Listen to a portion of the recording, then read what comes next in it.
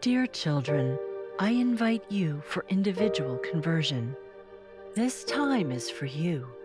Without you, God's plan cannot be realized. Prayer, a central message of Our Lady of Medjugorje, especially an emphasis on prayer of the heart. What does it mean to pray with the heart? To go deeper in your conversation with God, to truly internalize the words, to truly meditate on them, to give the Lord everything. Prayer is a form of communion, a form of intimacy with God, and it is also a form of intercession. Sometimes we do not consider how powerful that intercession can be. It's really profound. I remember a couple years ago when I was a seminarian in Washington, D.C. It was maybe 10:30 at night, and I received a very disturbing text message. One of my friends texted me, somebody who I haven't heard from in years, and he said that his girlfriend is pregnant and she's going to have an abortion. So he asked for prayers. That night, while praying, I was inspired to send out this intention. So I sent it out to various people. I sent it out to even Medjugorje TV stations like Mary TV and other major Medjugorje sites that have tens of thousands of followers. And we literally had thousands of people praying for her, some people even fasting for her, praying that she choose the gift of life.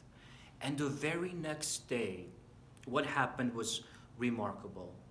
My friend told me, I don't know what happened. It's as if she's a completely different person. She doesn't want the abortion anymore.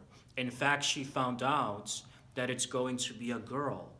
And my friend knew that so many people were praying for her.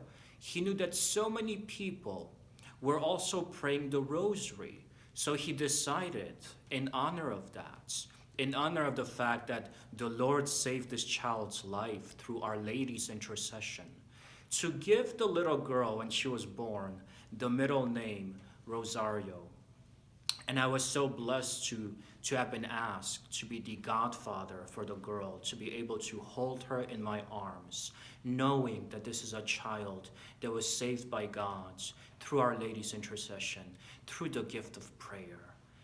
You know, Our Lady says in Medjugorje that with prayer and fasting, even wars can be stopped.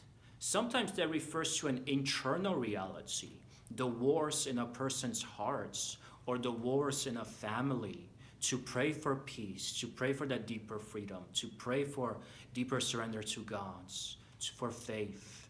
But it can also refer to political and military conflicts, those wars in the world.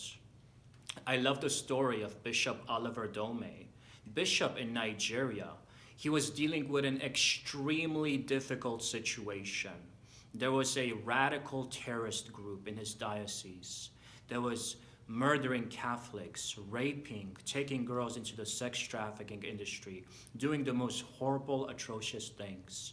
About 5,000 Catholics in his diocese were murdered by this terrorist group.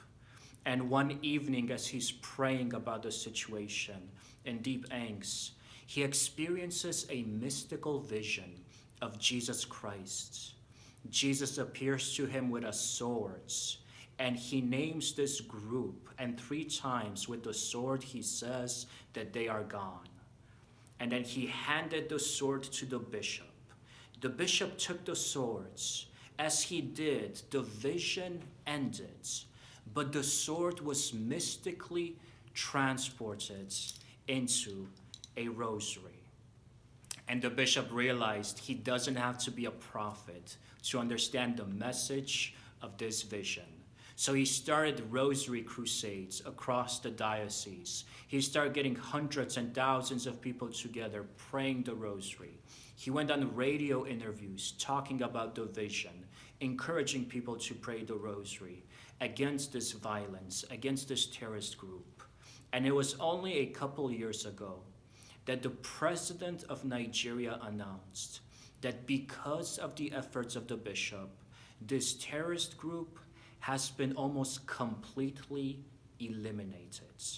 What a grace, what a gift, what power we see in prayer and in intercession, in the mystical body of Christ coming together, praying for these intentions of peace, of life, of healing. What a remarkable reality. We also need to realize that with the gift of intercession, prayer leads us to deeper intimacy. Deeper intimacy with God, deeper intimacy also with Our Lady, the Mother of God. Pope St. John Paul II, he wrote how each day he made an appointment to meet Our Lady. This referred to as daily rosary. The daily rosary was an encounter with the Mother of God. And he wrote in his apostolic letter on the rosary how when we meditate on the rosary, we meditate not only on the mysteries that speak about the life of Jesus, but also we meditate on Our Lady's memories, because many of these mysteries she lived.